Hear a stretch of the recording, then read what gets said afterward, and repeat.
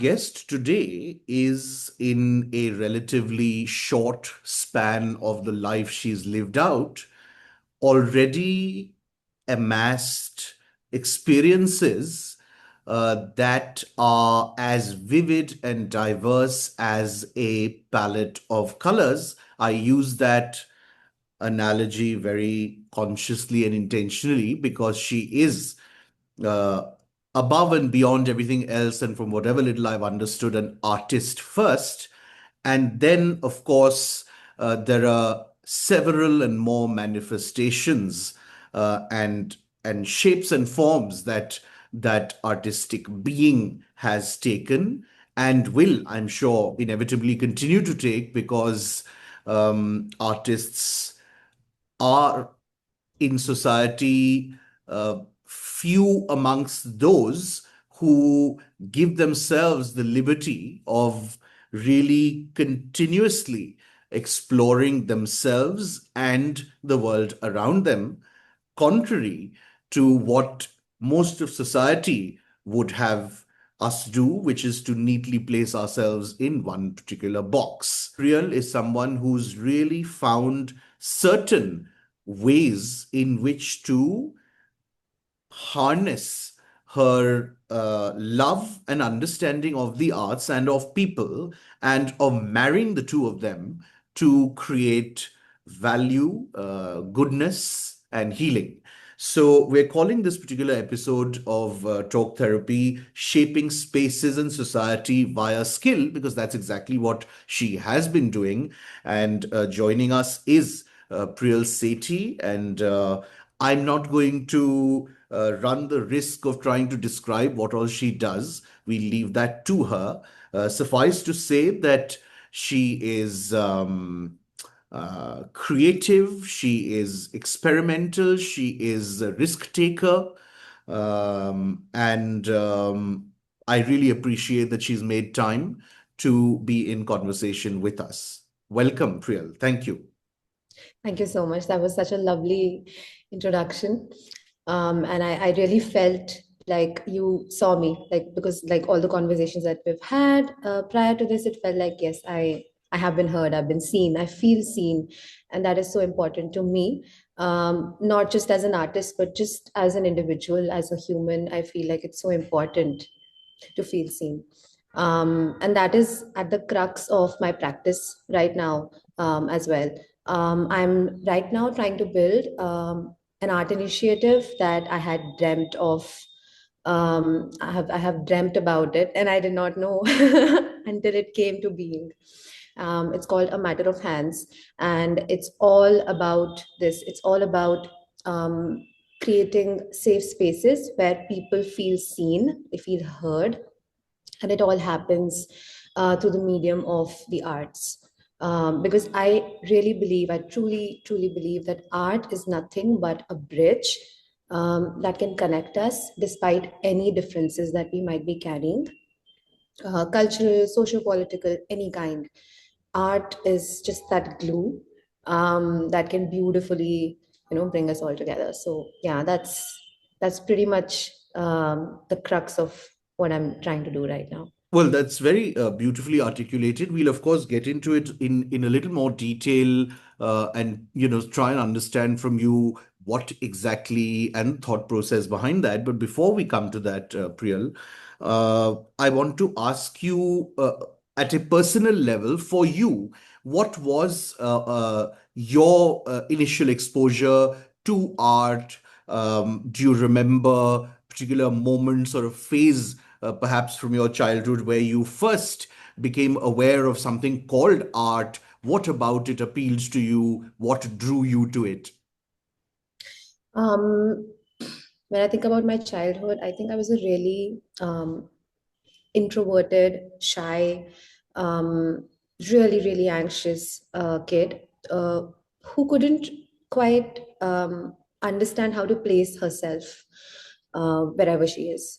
And so I feel like, so when art came into my life, I did not really know that this is art. I mean, it was just like one of the things, right? Like when we're growing up, we explore different hobbies. Hmm. And Hmm. so our parents enroll us into different classes. So my mom also enrolled me into a drawing class, just like that. Just like one of the things, I was also going for a dance class, a music class. So this was one of the things. But when I started drawing, I felt like it was something different. There was something about it that it helped me um, channelize my energy on a much more personal level when I was putting pen to paper in that manner, when I'm not writing and necessarily trying to make logical sense of it. Because in school we do write a lot, but we're always thinking from a logical, like it's a very logical and analytical space that we're Well, in. one could also argue that at most schools, even the art is a way too logical. But yeah, I understand in concept what you're saying. Yes, but like when I'm saying that for me personally, when I picked up the pencil just to draw a shape, I was not really thinking about Hmm. Hmm. what that Hmm. shape could So mean. it And was very instinctive. yeah, it was really instinctive. And even now when I observe children in my workshops, I see that they are a lot more intuitive than any adult Of whom course I they are, engage because with. they are uncensored, and we have either consciously or unconsciously placed so many walls around us. Yeah, yeah, yeah, yeah. And I'm thinking as I'm talking right now, like when I'm now with that little child who first picked up that pencil, I feel like it's I think that is something that I've been very subliminally, like unknowingly carrying in me, that need to want to sort of throw away all the baggages that I might be carrying when I'm with a medium and just be with that, be true to it. But yeah, going back to what I was talking about. So that's how it came into my life very casually. Did something to me, but didn't really realize. And then I went on to learn drawing and painting and became really serious about it. Mhm. Um, it just happened. For the first time, I felt like I wanted to be very seriously learning this as a skill, and it became a part of my identity. It made me like when I was telling you that I did not really know how to be in a space. Like how do I sort of introduce myself? Even as a child, we are always introducing ourselves, right? But yeah, I mean, I'm going to quickly come So in here. I'm really sorry yeah. because you very pointedly, Priyal, shared very vulnerably that you were seeing yourself as somebody who didn't necessarily fit in, who had certain trouble, navigating spaces and Mm. finding that corner for yourself. And then you say that art became part of your identity. Would it be fair to say that art gave you an identity? Yes, I think And that that subtle difference, because I think that it with a lot of the arts, both things happen with most individuals who end up pursuing it seriously. It becomes a part of their DNA, but as much it also defines them. yeah, Mm. I think it was almost divine when art found me. Now when I think about it, because Hmm. it has saved me. It has really saved me Hmm. because it has made me feel safe in ways that nothing else, nobody else could ever have, or I don't think ever will. And that is also why I feel like that, okay, when art expands and it just like really becomes a really important part of, spaces that we inhabit, kind Yeah. of conversations that we have, and everything, that, what magic will, come through it. So yeah, So, I'll just pick up from where I interrupted. So you become fairly serious about your artistic pursuit. Um, I'm going to ask this purely in service of our topic because we need to focus the conversation. At what point did you begin to have some conscious realization of this very symbiotic connection that you spoke about, sort of in your introduction, about how the arts are, so deeply linked with human beings. When did you maybe get a sense that, this is something that involves, let me not say impacts, involves all of a human being's faculties, particularly the mind? Mm. I think, ironically, it happened when I was trying to get rid of art from my life. For a lot of reasons, a lot of circumstances, I was sort of fighting with it. And that's when I just told myself, you know what, I'm just going to not do it for a while because it's getting a little taxing now. And like I was also questioning my career choices at that point because my school was getting over at that point in time, and we were all applying to colleges and all of that. And I thought, okay, you know what, I think I really need to just I need a fresh start. Mm, But ironically, when I decided to do that is when I found art again, and how theater came into my life.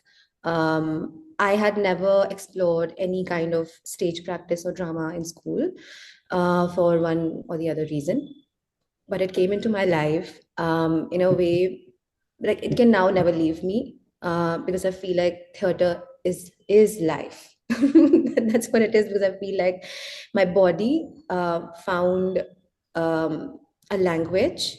Like I maybe that's not how I would put it, but like my body became curious about how it can express itself and mm, how it mm. can manifest Sure. uh, itself in the world. And theater gave me that.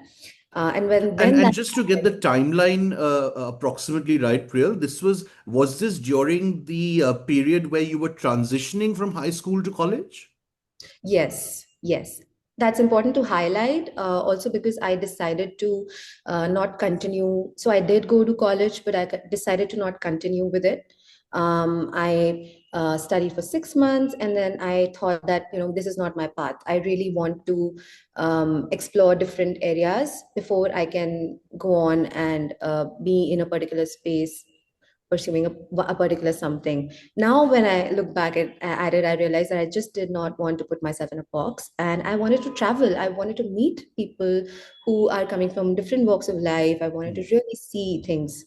Uh, mm, and at that point, that curiosity was really, really alive, and I had to address it. I mm. just had to. And so just went for it. I quit college, and then I started traveling quite a bit. I was backpacking. I was living in backpackers hostels.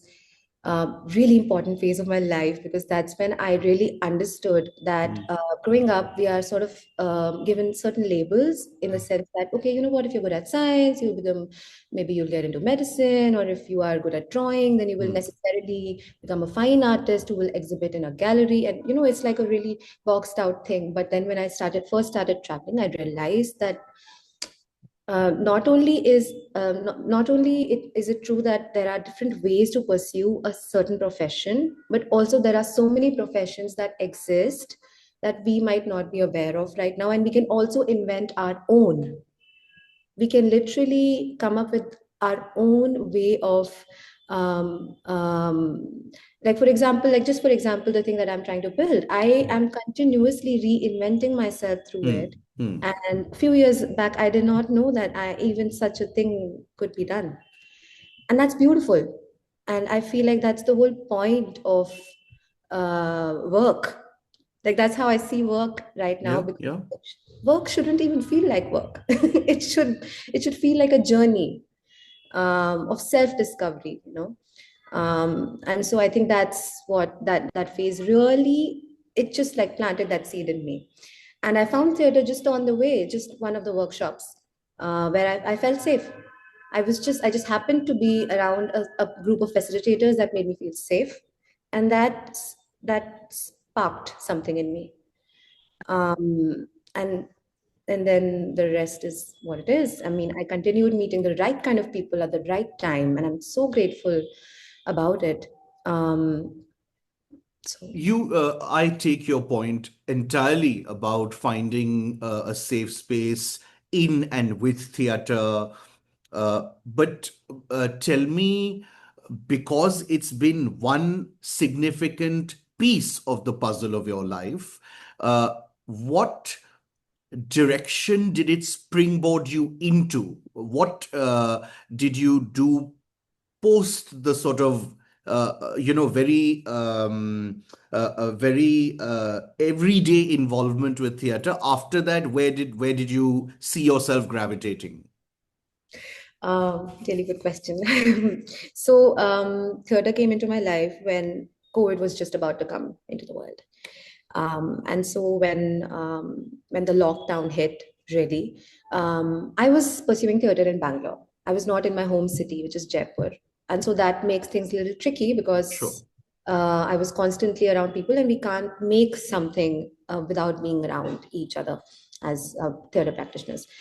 And so I had to come back home, and I couldn't continue my pursuits. We did try to connect online, but it just couldn't happen. And theater was Mm-hmm. new to me at that point in time. I was feeling a little bit not that ready to maybe do something on my own. I did want some co-practitioners. Also, I was working with a mentor at that time, Mm-hmm. with whom I first started training, and then it was sort of like almost as if like the way an apprenticeship works, where you first start learning and then you go on and you start working with Mm-hmm. your mentor. And so, yeah, so when I came home, I was clueless again. I found myself in a space where, okay, this is the second time when it seems like art is like trying to sort of have me either fight with it or for it, but there is a fight going on. Mm-hmm. And then also because of the whole chaos that was happening because of the pandemic, my family, we were all also, we were like the finances were not sort of in place. And that is when the next transition happened in my life, where I decided that I should perhaps maybe dabble with the corporate and let's see, let's give it a shot. So I found, very luckily, I found a role in the education sector as a art curriculum designer, where I was creating all year round curriculums, lesson plans, and I was also teaching. I was also training teachers to implement that in their classrooms. Okay, now here I have a very, very, I feel, significant question. It may not be directly related to mental health, but I would have asked it a few questions down the line, but it's come up in context.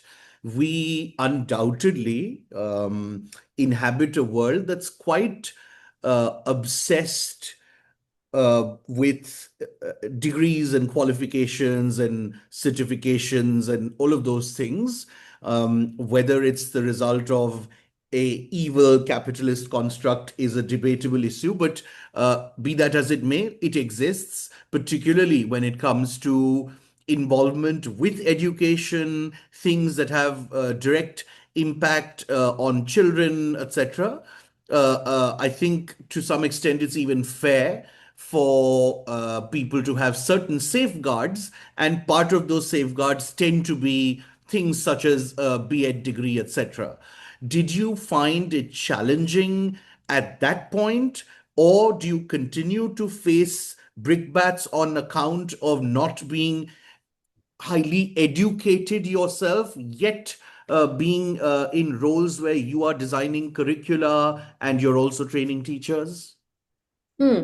So I'm not working as a curriculum designer at this point in my life, but when I was really questioning myself every day. I'll tell you why. It was not coming from within me. It was actually coming from my outside influences, where it was constantly like, especially because I mean, I do understand, like you said, where they come from, because it's a space of responsibility, because I'm not only then influencing, like it's literally like I was in a space of power Yeah. where I had a lot of say on how things were happening in these different classrooms, and I get it, but like now I question it a lot, because and I also feel like at the same time I don't feel the need to question it anymore as well, like question the idea of whether a person who necessarily has a degree should be in a space of power or not. That's a big question to ask.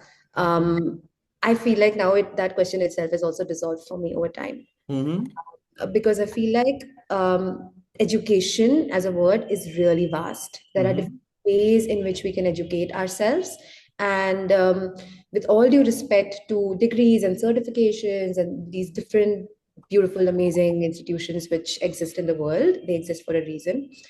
There are other ways, and a lot of other ways to educate ourselves. And things as simple as even the way we carry ourselves in our homes, the way we carry ourselves in public spaces, the way we converse with each other, how we experience our day-to-day life can also become education if we see it in that way. And so Hmm. that's how it happened for me. And I also met certain people who saw things little differently, which had a huge impact on me. And that's when I realized that a teacher is not necessarily found in a classroom. Hmm. It can be found anywhere. I can find it in me, I can find it in a book, I can find it in a moment in time. Sure. And so that's the beauty of it. Yeah, And absolutely. it's really I'm very satisfied with your answer. No, no, I'm kidding, but you know very well that this is this can rather become a huge point of not conflict but a point of concern. And therefore I ought to have asked you, but I deeply resonate with what you're saying. I mean, I'm the living embodiment of that. I've been teaching for 12, 13 years without ever learning how to formally teach. So, yeah, absolutely. Okay, so you dabble, you get into curriculum design, etc. And then next stop. next stop was next stop was graphic design. It came very naturally because I sort of felt like it's a very popular word now, imposter. When I was facilitating, and I was sort of when I was no, I won't use that word. Trying to be very careful with my words, but and I was trying to influence certain individuals. I realized that my own art practice is sort of has taken a back seat now, Hmm, hmm, and I really need to get back to it. Although I was consistently drawing and painting, but I still felt like it's not really going out into the world, and that mattered okay, to me. okay. It mattered to me that when I'm creating something, it maybe it sort of shows up somewhere. Maybe a few people see it, and social media is not really enough. Hmm, So that's when I decided that maybe I should find a way to channelize that creative part of me, and then also find a way in which it can make some kind of small, big, some kind of impact. And that's when I thought that maybe design is something that I can look at. Graphic design hmm. is really popular. Uh, Sure. During that time, so I just went for it. I learned on my own. I met certain designers. I learned on my own, made a portfolio, applied, got a good job, and then I went for it, and it was fun. It was great because that's when I understood the beautiful ways in which art shows up in design, um, and how Yeah, of close. course. I mean, it's called commercial art for a reason. Yeah, and but at the same time, I became really aware of the differences. Hmm, hmm, Like the major difference would be that design is for the user hmm. first, and then it can be something expressive. Of Uh, course. Art is like the other way around. It starts Absolutely. with expression, and then it can maybe Yeah, something. or probably even not. Oh, It'll just be for the creator, is what I mean. yeah, yeah, Yeah. yeah. So I think that's something that got really, really highlighted for me. And I learned so much when I was working with this particular marketing agency that I Hmm, was working with. hmm, I learned about brand identities and the different ways in which graphics can be used to express identities, and that became really poetic for me. hmm. And that's when it became it was beautiful because it's almost like a trip when an artist like founds it when an artist finds a new medium. Yeah. And yeah, I went for it until I reached a point where I just felt like, and it happened very naturally, because I was also, some things were changing in my otherwise personal life. And so I decided to quit. I was in Bombay during this Mm-hmm. time. I Mm-hmm. decided to quit Bombay because it was also becoming a little bit fast paced for me. And I grew up in Jaipur, which is, it's a relatively slower paced city. Sure, of course. Somehow I just felt like I need to slow down a bit. It was Mm-hmm. a little bit fast for me, Yeah. although it's like really, really amazing Mm. learning wise and the kind of people I met, the kind of, but yeah, I needed that time. And so I decided to come back home. And that is when I realized that, okay, I've done these different things. What if I make something, or something gets made through me, that can sort of bring these things together? Yeah. And at that point, it just felt like a crazy idea, like just something stupid. Like, what am I even thinking? Until I So it took the, was almost like you had these random ingredients and you put an empty cauldron on the thing and you were like, now what khichdi can I pakao? yeah, definitely. I actually use the cooking analogy everywhere, all the time. It is like cooking, and Yeah, just absolutely. going for it, just seeing that, okay, I like these ingredients. Okay, what if I put a little bit of that, and oh, maybe not that, and just let the senses take over, let intuition take over. And Let's get to it then, because I'm very, very interested in what you are doing, what you've been now doing currently for a while. What were some of the initial, let's say, dishes that came out of a matter of your hands? um, well, I started with this really interesting workshop that we did, which was all about creating things with scraps. Okay. And that also just happened because I got influenced by the venue that it was Mm-hmm. happening Mm-hmm. in. Mm-hmm. Until I had visited the venue, I had no idea that Mm-hmm. this the direction that I would be taking. And Mm-hmm. that was really important to me because I knew that I had to be really open. I had Mm. to be in a space of like I have to receive before I can get, I can, even think of giving Sure. something to a space or to anybody. Um, and so it just came very naturally. Like the space that I was doing it in was all about sustainability. And it was all about repurposing old objects, old belongings to sort of, beautify the space or just have those things linger around. Mm-hmm. So I thought maybe that's a really interesting, Mm. because I was very fascinated by mixed media as an art student. When I was learning about these different these wonderful artists who've been working with found objects, who've been exploring and experimenting with these different materials and just like marrying them together, and to create something that did not exist before. And I just went for it. I thought that, okay, that's what this is going to be about, and that was the crux of the first workshop that I took. And after that, it has lingered. The idea of sustainability Mm. has been really important to me. I have now I'm now done with 9 editions of my art gatherings, and it remains a really important part of my practice, where I keep on trying to bring objects, things which would otherwise be thrown away.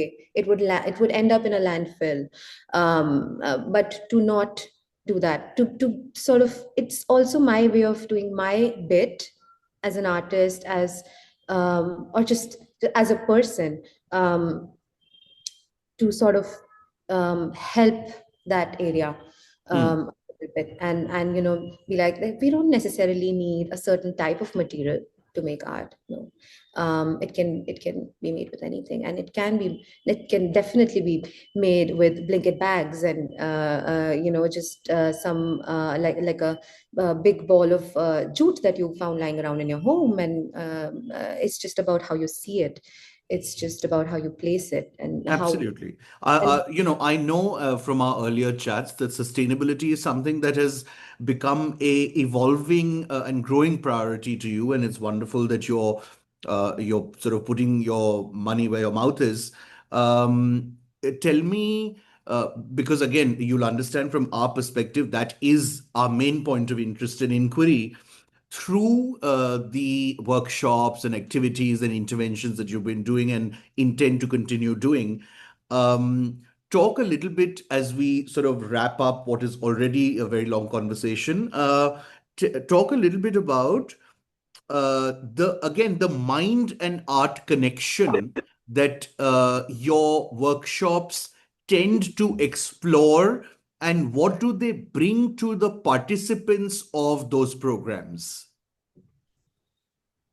I have very recently gotten a huge amount of clarity when it comes to why I'm doing what I'm doing.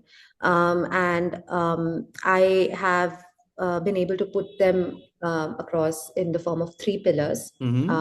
one being well being, Mm-hmm. and the second is co learning, and the third is celebration. Okay. Well-being, co-learning, and celebration.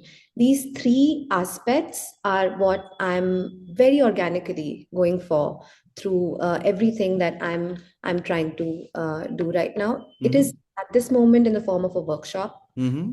I know I'm looking at curating art exhibits. I'm looking at maybe going ahead and collaborating with other artists and maybe come up with a little festival.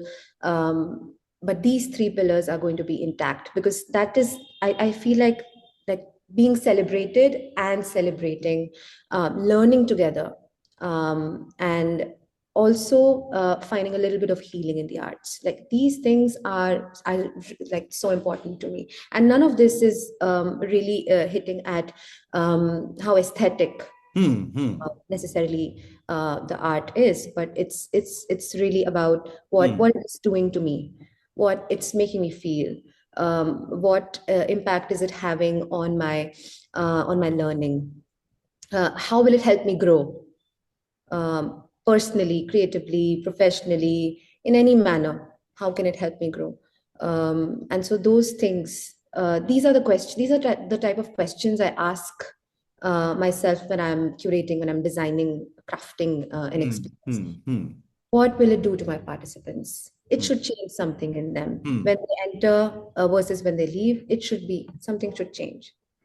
And Uh, do you think that it's fair to say that chiefly in one way or another, what it ends up doing for participants is really um, could be crystallized in a deeper self-awareness, which then itself could have various, actions being born out of that. Yeah, definitely, definitely. Because so I'm also an example of how art can sort of help a person channelize their otherwise scattered energies into Hmm. something Hmm. that is really proper, has a Hmm. shape, form. And Right. I mean, I find myself really beautiful right now Hmm. because Hmm. of that. Hmm. There's a lot of beauty in finding a way to channelize your energy.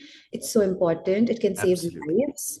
And a lot of people are doing it in their own different ways, like therapists, doctors, educators. Different people are doing it in their own wonderful ways. I want to do it in my own way. I know I'm an artist. I know this is what art can do. This is the power that it carries.